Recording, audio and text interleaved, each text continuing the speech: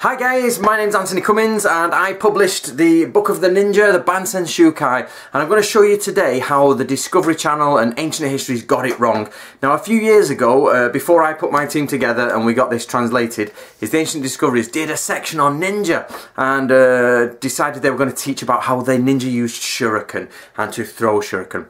Now just to let you know, there are absolutely no exploding thrown shuriken in the Bansen Shukai.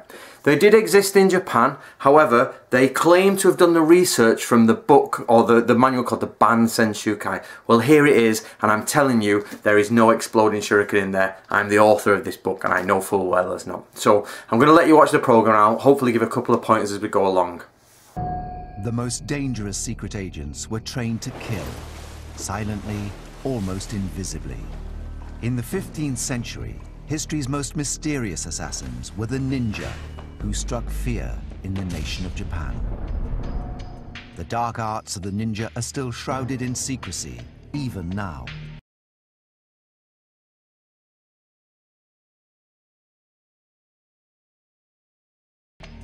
Ninja history is surrounded in secrecy and mystery because the history of the samurai and Japanese history was written by the samurai.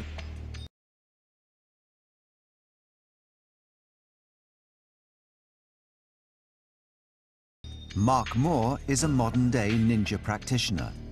He's been studying ninjutsu for over 25 years and has mastered all the skills of a ninja. The ninja's most basic combat technique was unarmed jujitsu, the art of softness. It's a martial art that involves holds and throws, pinning an enemy to the ground. A ninja was also taught how to break out of enemy holds, and nothing was off limits. Jiu-jitsu included training in gouging, striking, kicking, and even biting an attacker. The ninja also used simple but deadly blades. One of the most common was the Shuriken. Nope, sorry guys, there are no shuriken like that in the Bansen Shukai. They do not exist in the Bansen Shukai. They do exist in Japan, but not in this manual, and there is no reference to ninjas using them to date. Many of them were just simple bits of metal bashed out into any sort of shapes that could be thrown. The result was a cheap but deadly blade. There's various ways of using a shuriken. Throwing it at a target, or you can use it at close quarters to rip and to tear or to lever things apart. Most people don't realise, especially this Ancient Discoveries team, is that the shuriken are associated with ninja mainly in the 1950s. The why pick the shuriken out of all of them? This is more comic book history sort of telling, if you will. But there's a surprising and little known aspect to ninja weaponry. They adapted their shuriken blades to create bombs. The evidence for this comes from an old Japanese manuscript known as the Bansen Shukai. A lot of the information comes from Bansen Shukai. The Bansen Shukai is a Japanese text from 1676. It's one of the first known written records of ninja activities and practices. It details the types of implements that were used, techniques, and ninja strategies. The book contains a set of blueprints that reveal the secrets of how to turn a shuriken into a bomb. Richard Windley has been studying this text and has recreated the ancient ninja attack device. So you see Richard Windley here, and he's actually saying, you know, he's studied the manual, or he's got this information, the dimension from the manual. It's like, it's absolutely not true. No, he didn't, because we know it's not in there. What they did with these devices was to make them into what we would now call a stun grenade. A shuriken bomb is effectively a smoke bomb, a hand-thrown device with black powder and a fuse. This would hurtle into a room maybe, or a whole volley of these things hurtle into a room, and then suddenly they'd explode. The device is simple yet devastatingly effective. It involves strapping two equally weighted hemispheres full of black powder onto the shuriken. This enables the shuriken to be thrown during an attack without upsetting the balance and aerodynamics of the blades. The throwing technique would be exactly the same as for a normal shuriken, but the results totally different. There'd be quite a loud bang, which can sort of obviously affect the ears. The flash could disorient people. It could also give them temporary flash blindness for a few seconds, which may be enough for the assailants to get in and do whatever damage they were trying to do. With the strategic use of small amounts of black powder, the ninja could quite literally seem to appear in a puff of smoke. But the mysterious Bansen Shugai blueprints hold even more surprises for scholars of the ninja. For the development of ninja explosives did not stop at the Shuriken bomb. The ninja also used gunpowder to cause surprise and confusion.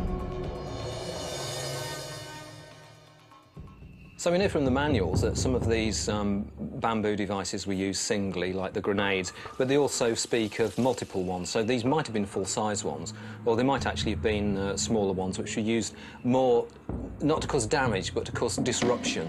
And this is a sort of multi-charge device, and these would have been fused together so they wouldn't all go off simultaneously. So it'd be a bit like a sort of crackerjack. So throw a few of these into a room, and it would be a surprise tactic. There could be a small group of people, perhaps 4 or 5 people, lobbing a whole load of these, and it would be like being attacked by maybe 20 or 30 or 50. Other ninja bombs had serious potential as anti-personnel weapons, comparable to modern hand grenades. Now, the one he's actually talking about at the moment is on this page. So if you go to page 399, the one he's trying to make, the bamboo one, is this. However, I'll be honest with you, it's not fully understood how it is. It's actually more of a clay pot. These are clay, and it's got holes within the clay. So this is 2 halves of clay, like a ball, put together, and you tie it around. This is actually not fully known, but it's more of an elongated tube with open sections in it with embers and things like that, and this was a really difficult one to translate. I don't know why they actually picked this one of all of them, because it's the hardest probably. Now, when you cut bamboo, it's got what is called these nodes, and they're actually like little sealed compartments. We can just see that one's sealed there. And if you just cut them either side of the node, we get a completely sealed tube, which is quite effective.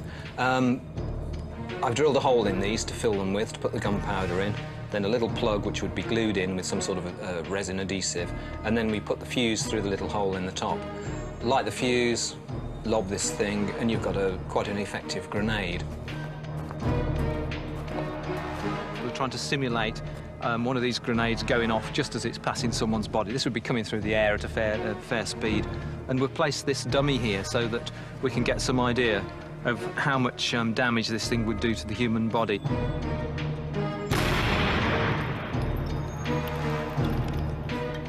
That was a real surprise. I never expected these things to go off like that. It was a huge bang. We've got bits of bamboo actually impaled into the dummy. We can see areas of charring here, all from a simple little device with a few ounces of gunpowder. But he then goes on to talk about the landmine, and the landmine is on the next page. The landmine is on 401, and there it is, that landmine. The actual landmine comes from Hattori Jubaimon from the Gunpo Joshu manual. Clearly, Fujibashi took that from that manual. So, but the landmine does work, and it's there. You know, you can see it work. It's excellent. But perhaps the most surprising use of explosives by the ninja, who were renowned for their stealth and silence, involved an assassination attempt that literally blew the earth apart. The target of the attack was the Lord Isayagu, who had made a great many enemies through underhand political dealings. Selecting a road they knew he would be traveling, the ninja planted a deadly trap. They dug beneath the road and planted bombs, effectively, and to ambush his party and to try and assassinate him. Of the devices described in the Bansen Shugai, only one could have contained enough gunpowder to create large-scale destruction. The book describes an uzumebi, a wooden box filled with explosives. The problem is if they're just nailed together, which they probably would have been, when the gunpowder explodes, these are going to blow apart quite easily, and to some extent this will lessen the impact of the explosives. The explosive power of gunpowder increases the more it's constrained.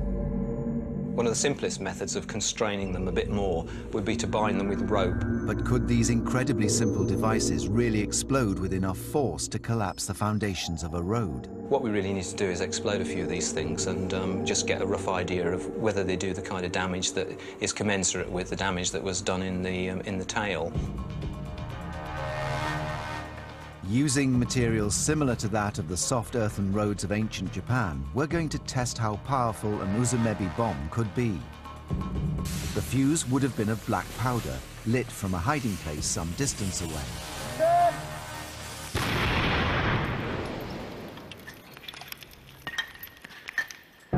Well, I think that was pretty significant. That was a fairly small device, about a pound and a quarter of gunpowder. It's completely demolished this pile of earth here. We imagine those 3 or 4 times that size, sapped under a road. That's the end of the road, and whatever happens to be walking on the road. And it's also a really surprisingly loud crash. The destruction caused by the bombs in our tests shows that such devices are able to cause a serious explosion and substantial displacement of the Earth, going as deep as 20 feet. It was a great explosion. It worked technically fantastically. A big hole in the road, much death and destruction. The great warlord Isiyagu was killed in the attack. As always, the ninja would have struck unannounced and undetected. Their covert approach, coupled with their knowledge of explosives, was a terrifying and deadly combination, a true demonstration of the skill and resourcefulness of ancient Japan's secret agents. Right guys, I just wanted to show you this because A, to let you know that the book that Richard Windley claims they're all reading from is actually out now in English, complete, there it is, and that's available. And to tell you that some of the people that they pick up as experts are not experts at all. There are no experts in ninjutsu in all honesty. And I spend most of my time doing it, and I'm far, far away from being anywhere near an expert. You've got to know a lot more than I do. And obviously these people out there are not teaching the real things. They're not showing the real things because they're lying, basically. It's not in that manual.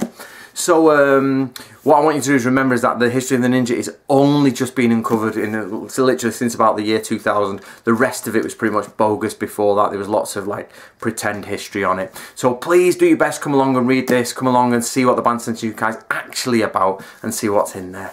My name's Anthony Cummins. Follow me on Facebook in the links below, and I hope to see you in some of my videos on Facebook.